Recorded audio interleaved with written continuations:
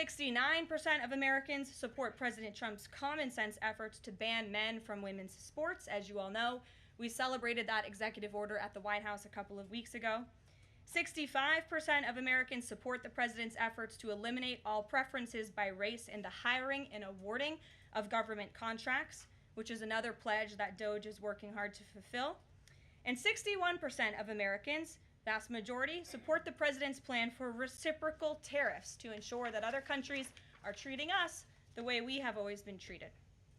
Despite what many Democrats and media members want you to believe, the Trump agenda is not only necessary, but it is overwhelmingly popular.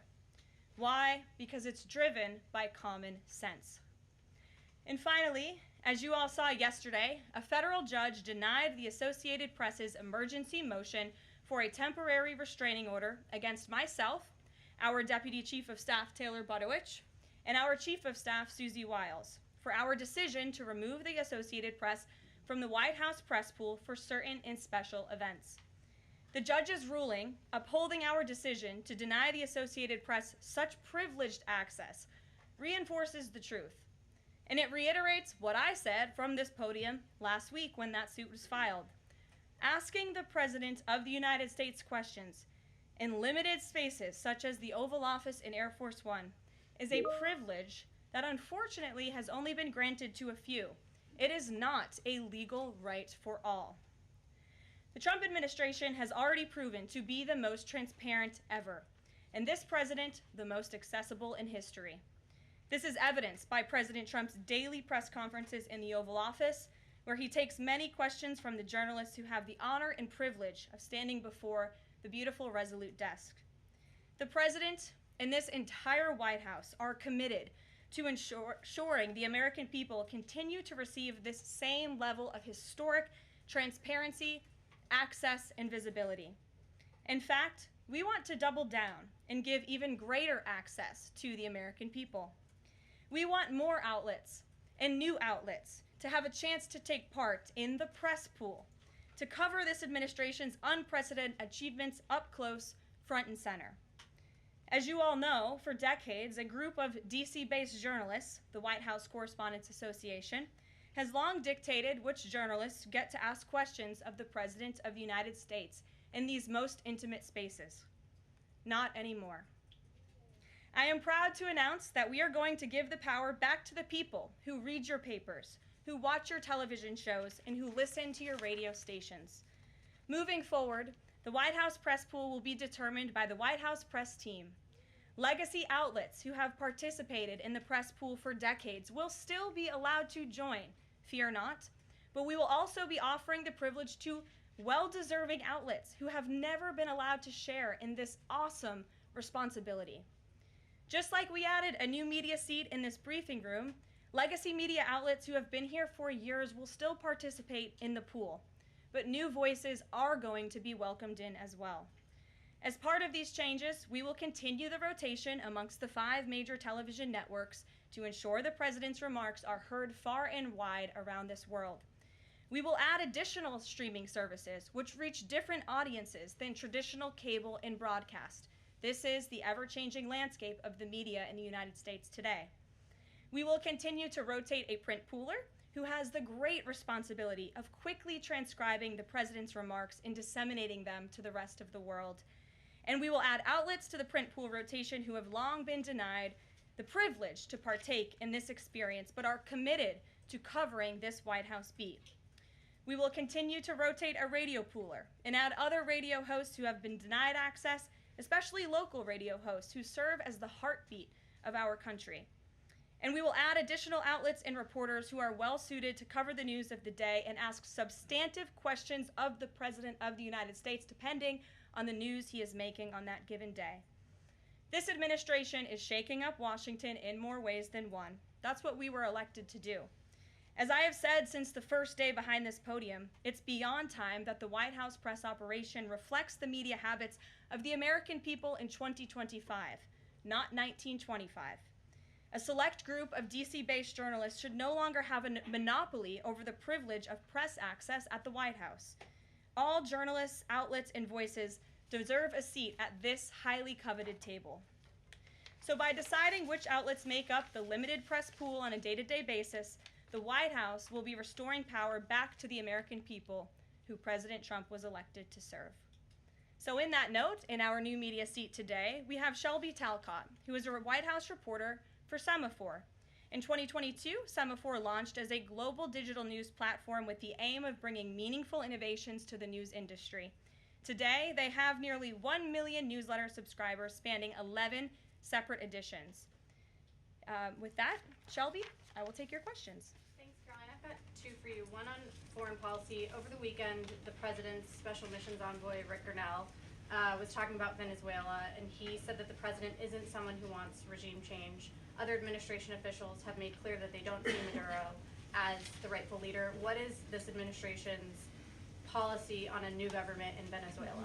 I think the president has made his position on Venezuela quite clear. He stands in opposition to the Maduro regime, and Secretary Rubio has spoken on this extensively as well. And then on Doge, last night Elon Musk said that a failure to respond a second time will result in termination.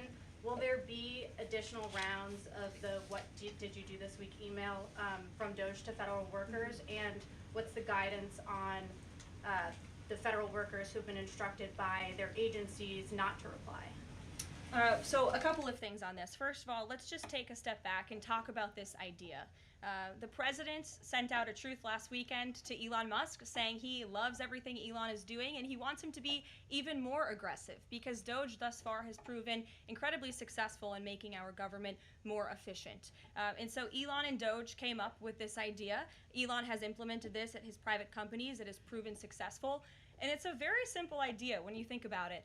All the Office of Personnel Management is asking, all this administration is asking, President Trump is asking, is for federal workers who live off of the American taxpayers' dime to send 5 bullet points of what they have done in the previous week. That is all we are asking for. And so the Office of Personnel and Management sent out additional guidance last night.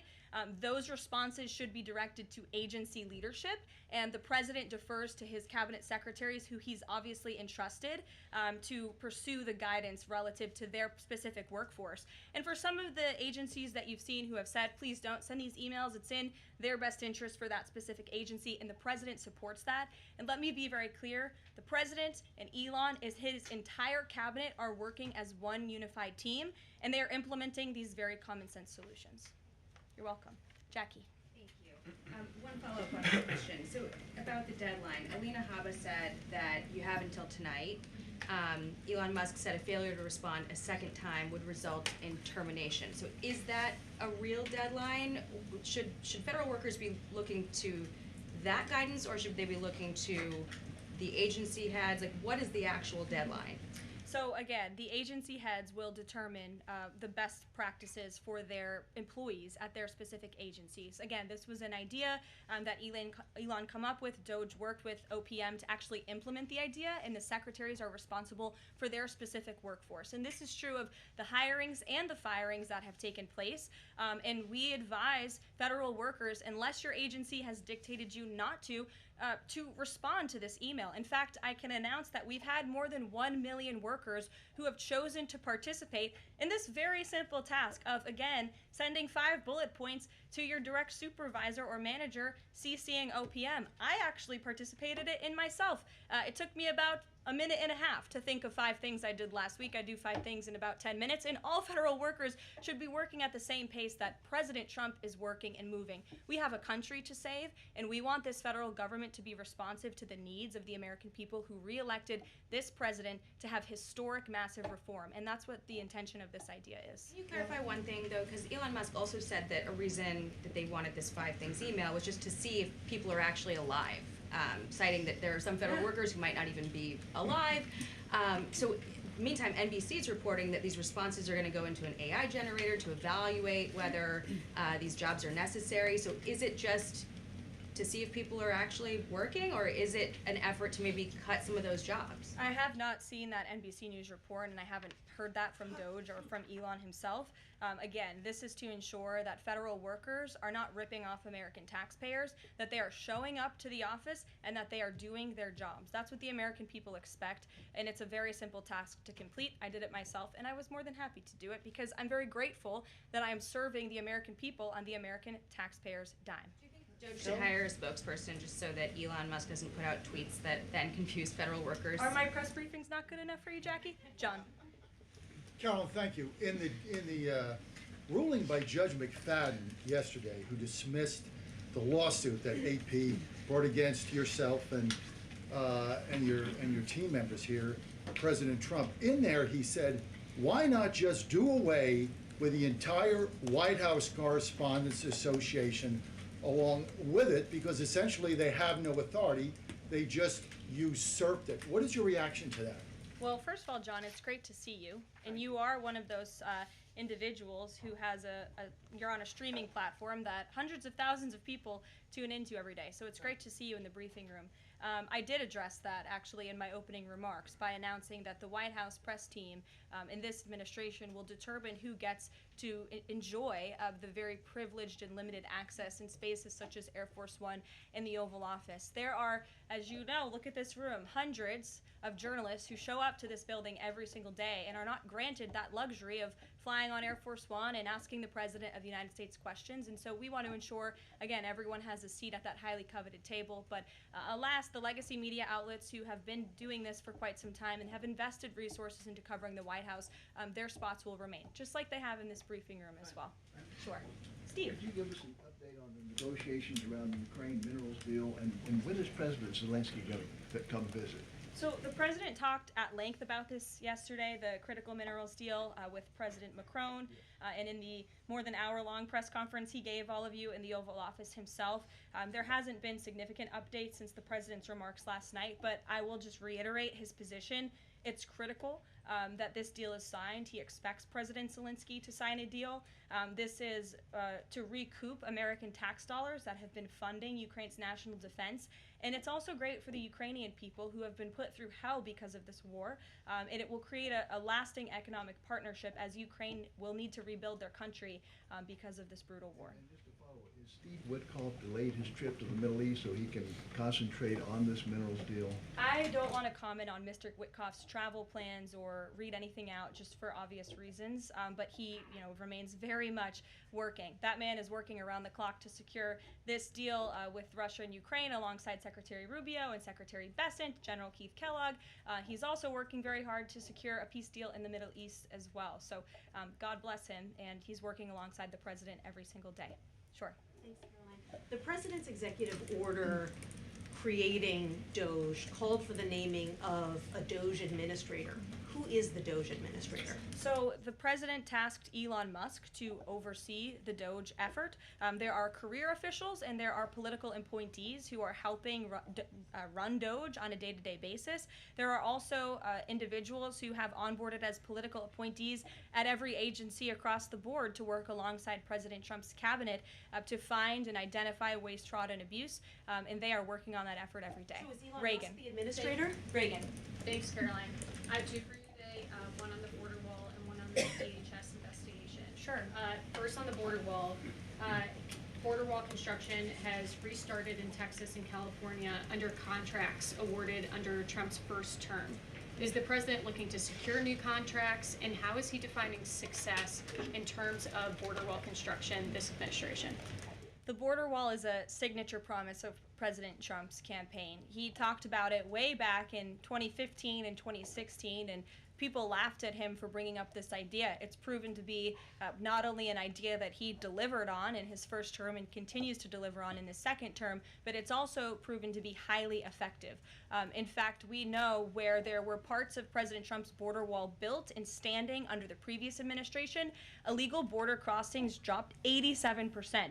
where there was a border wall. So the wall is an incredible deterrent factor for illegal migrant caravans. The president is committed to the continuation of the construction of the wall. And, you know, the previous administration actually sold off the resources that the Trump administration secured to build the wall. And that's an egregious misuse of the American taxpayers' money. They just let those resources rot on the southern border. They actually sold them for pennies on the dollar. So this administration, DHS and ICE and Customs and Border Patrol and Tom Homan and all of the great people you know who are working on this effort are committed to continuing the construction of President Trump's border wall. DHS investigation into people who might be leaking within the administration. Will the White House release the names of the individuals that DHS Secretary Noem said were caught leaking details of the ICE raid? And can you share how many leakers have been caught so far and what agency they were a part of? I would defer you to DHS on the leakers that they have identified, but I know the president and this White House commend Secretary Noem for launching an internal investigation to identify those leakers because it's unacceptable for career bureaucrats who are standing in the way of the will of the American people and enacting President Trump's agenda. If they don't want to adhere to the will of the 77 million Americans who reelected President Trump, then they should go find another job. And if they continue to leak information, especially information that is critical to protecting Border Patrol agents and ICE agents who are out there doing jobs that not many people are willing to do, putting their lives on the line to protect our national security, then those individuals absolutely should be fired. And this administration is committed to finding them. Sure. Karoline, two questions for you. One related to Guantanamo Bay, the other to the White House Correspondents' Dinner. I wanted to get your response to some Washington Post reporting of the migrants who stayed over at Guantanamo Bay for the last 2 weeks. They told the Post they were rarely let outside. They were shackled and placed in what they described as cages and alleged that they were not treated as human beings. Does the White House have any response to those conditions? At Guantanamo Bay? It's a promise the president campaigned on, that if you invade our nation's borders, if you break our country's laws, and if then you further commit heinous, brutal crimes in the interior of our country, like raping and murdering innocent, law-abiding women and girls, and committing heinous acts of violence, then you are going to be deported from this country, and you may be held at Guantanamo Bay. These are criminals we are talking about. Don't forget that. Sure. So U.S. consumer confidence fell this month the most since August of 2021. What is your message for Americans who are concerned about the impact of things such as tariffs on prices? Yeah, sure. Well, thank you for that question. It's obviously an important one. The president campaigned on reigniting the Trump economy and fixing the mess that was created by the previous administration. We know they created an economic and an inflation nightmare for the American people, and I'm not going to stand up here and lie to you like my predecessor did about the state of our economy. We understand there are people that are hurting, and this administration is wholeheartedly committed to ensuring that those individuals see relief and price reductions and tax cuts and in less regulations that are burdensome on their household and their businesses. And the president and this entire administration are focused on that every day. I can go through the very long list of economic actions this president has taken. I know you work for Bloomberg, so I'm sure you're well aware of them, but I can assure the American people that the president is very much focused on bringing down the cost of living crisis in this country that was created by the previous administration. Just have a quick follow-up. Is the president planning on whipping any votes for support for the House budget vote? And if so, to whom is he making calls? I'm not aware of any calls that he has made. I did talk to the president about his position on this just before coming down here, and he said that he's made it very clear to the Hill what his priorities for a budget are. He's said it to the Speaker of the House. He said it to Leader Thune. The Senate and the House know what President Trump wants and know what the American people want. And so he expects Congress to get it done. He's looking at the proposal from the House. He will also be looking at the proposal that I believe the Senate is drafting up as well. Sure. Thank you, Caroline. I have two questions. Does the United States, I'm sorry,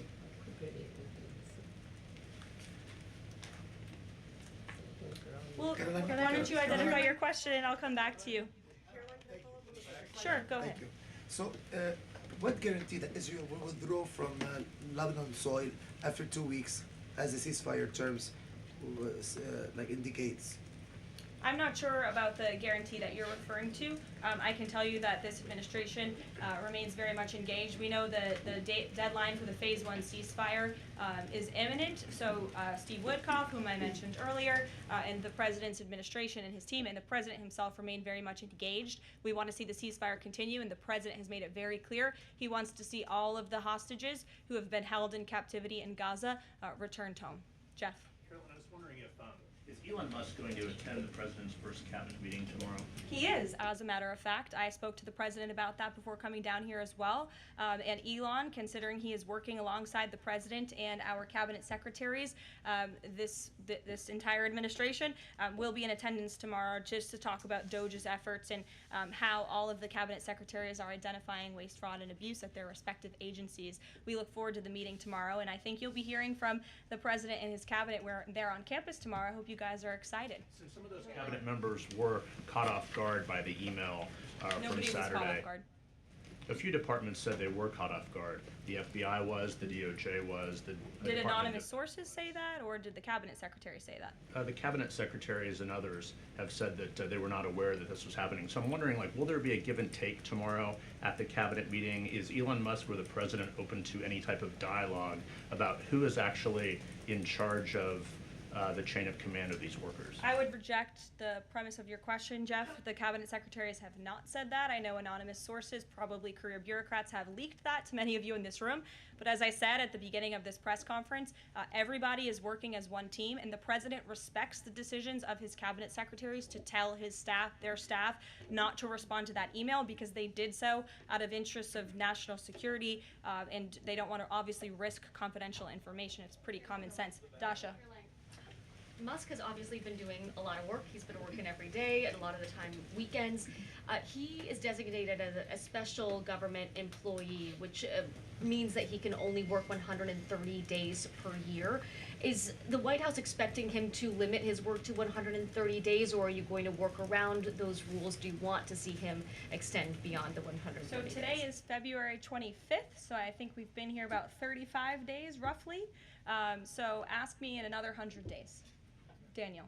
Caroline, thank you. You opened up with a major announcement from Apple, $500 billion, 20,000 jobs, doubling its advanced manufacturing fund. Yeah. What does that signal that such a global brand would make what it called its largest ever spend commitment just a month into President Trump's second term? What does that signal about his economic vision for the country? President Trump is a deal maker, and he has restored confidence in business leaders around this entire world. Apple is one of the largest companies on the face of the planet. They employ hundreds of thousands of Americans, but the president wants to see more Americans employed, more investments here in the United States of America. And this is another fulfillment of the president's campaign promises. I recall President Trump at his rallies on the campaign telling the world that if and when I am elected, America is going to be back, and we want your investments to be driven onshore. We want you to hire American workers, and you will have the lowest regulatory burden, the lowest tax cuts, and the president has already proven he's committed to slashing regulation. He's counting on Congress to implement those tax cuts. And so people are encouraged by the president's, again, as Tim Cook called it, they're bullish about American innovation because of the leadership of this president.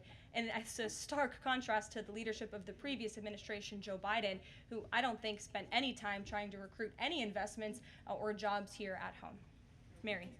We're hearing from some Republicans who are voicing concerns about how these cuts are being carried out. Congressman McCormick, a Republican from Georgia, tells us he's worried it's too rapid for real people to adapt to. And he says he's concerned that it could come off as discompassionate, in his words, that it could risk undercutting the strong message that he feels you're trying to send about the need to cut government waste. Well, I think that was one comment from one senator, and I think, as I cited in my opening remarks in the poll, the most important people are the American people, and 77% of Americans at home support a full investigation into the waste, fraud, and abuse that the federal government has been spending their tax dollars on. So that's the the people the president cares about most, and that's why we're fulfilling this pledge. And again, it should come as no secret to anybody. The president campaiged on doing this. The president yesterday said if you don't respond to this email, you will be fired or semi-fired. What does he mean by that? Again, I've been asked to answer this question 3 times now. It is Semi-fired. but it's in the memo. The president again has entrusted his cabinet secretaries to oversee their workforce. That's why he nominated them to be cabinet secretaries, and so federal workers can be directed to their agency leadership. Sure. Great, thanks, Caroline. I wanted to ask about a federal judge yesterday was saying that they didn't know who the Doge administrator was and was asking the lawyer for the administration who it was, and the lawyer responded, "I don't know the answer to that. Can you tell us who the administrator of Doge is?" Again, I've been asked and answered this question. Elon Musk is overseeing Doge. No, Elon Musk is a special government employee, which I've also been asked and have answered that question as well. There are career officials at Doge. There are political appointees at Doge. I'm not going to reveal the name of that individual from this podium. I'm happy to follow up and provide that to you. But we've been incredibly transparent about the way that Doge is working. John. The Republican budget.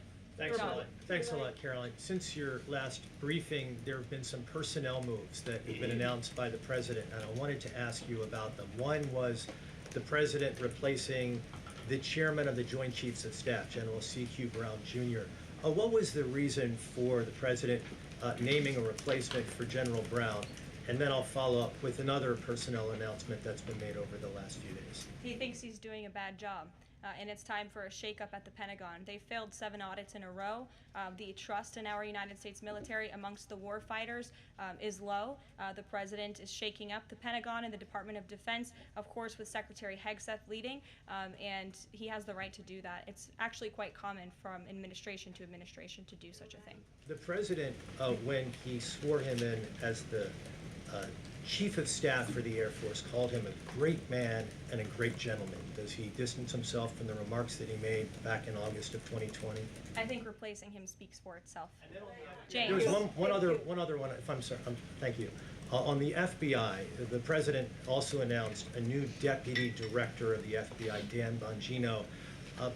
From what has been reported, and maybe this is not accurate reporting, you can tell me, the FBI director, Kash Patel, informed Republican senators that it would be an individual named as the deputy who was a special agent currently at the FBI, and of course Mr. Bongino is not.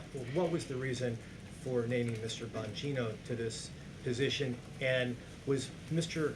Patel not correct in making that assurance to those senators? I'm not sure if anybody in this room has listened to Mr. Bongino when he talks about the past corruption at the FBI, when he talks about his experience serving for the United States Secret Service. This is a man who loves his country and who has honorably served our country in ways that many people have not. He understands the depth of the corruption at these institutions, which the American people re-elected President Trump to shake up. And I think it's quite despicable to see many networks in this room who have had chyrons on their television screens labeling Mr. Bongino as a far-right podcaster. He is not. He is a former law enforcement agent. He is a former Secret Service agent who put his life on the line to protect this country, and that is why the President of the United States has entrusted him for this important role. He's also an outsider to this Washington swamp, and we often see that when outsiders are appointed to such coveted positions, a lot of people in this city get very, very nervous, and they should be, because Dan Bongino and Kash Patel and Attorney General Bondi are focused on rooting out the corruption at these agencies and ending the weaponization of government once and for all. I'd like to end with something. As you all know, you know what, James? I'm feeling generous. Go ahead. Thank you. I will take it. Thank you, Caroline. Sure. I wanted to ask Don't make me regret this. I wanted to ask about the Macron visit and the Russia-Ukraine talks in general. It's pretty clear to my eye that President Macron was performing a kind of delicate dance, lavishing praise on the president while seeking in his own remarks to try to bind President Trump to positions and even specific language that the president has not committed to heretofore. One of the most bracing comments from President Macron was when he said that the deal that President Trump is negotiating with the Russians must not be, quote, a surrender for Ukraine. all of the public points that we have heard from President Trump, from Secretary Hegseth, and from other administration officials talking about these negotiations have averred to, quite openly, to concessions from the Ukrainians that will have to be made. The minerals deal, the abandonment of their NATO ambitions, and other elements. So far, we have not heard any administration official suggest a single concession that the Russians should be prepared to make. And so I wonder if you could assure us, at a minimum, that this negotiation process will not be as one-sided as the Europeans seem to think it is, that in fact, President Putin will also be made to engage in some concessions to reach this deal. Well, I think the president knows how to make a deal better than anyone who has ever assumed the office of the American presidency.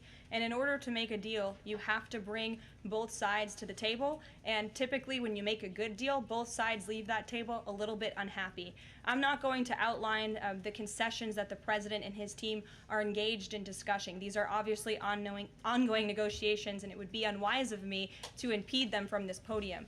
But the president has made significant improvements in ending this conflict. He is committed to seeing an end to the war. He wants to see the bloodshed and the killing stopped. He wants to stop seeing young men being killed and slaughtered. This has been going on for far too long. The president inherited this mess because of the incompetence of the previous administration, and he's committed to fixing it. And he's made, some of those concessions clear, but I'm not going to get ahead of him on additional ones. But he is wholeheartedly committed to striking a peace deal in Russia and Ukraine, also in the Middle East. Thank you very much, guys. Good to see you. We'll see you later.